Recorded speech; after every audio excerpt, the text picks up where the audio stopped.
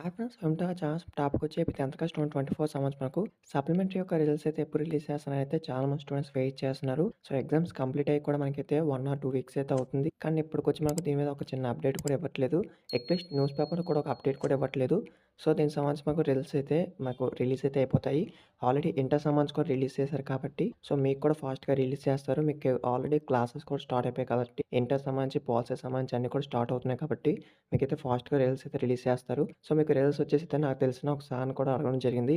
So, helpline వాళ్ళకైతే call చేస్తే వాళ్ళు ఏం చెప్తున్నారంటే, మీకైతే 25థ్ తర్వాత వస్తాయి రిజల్ట్స్ అనైతే చెప్తున్నారు. సో, ఇదనమాట మనకొచ్చిన అప్డేటు. ఒకవేళ వస్తే టుమారో అయినా రిజల్ట్స్ రావచ్చు. లేకపోతే 25థ్ తర్వాతే రిజల్ట్స్ అయితే వస్తాయి అనేది చెప్తున్నారు.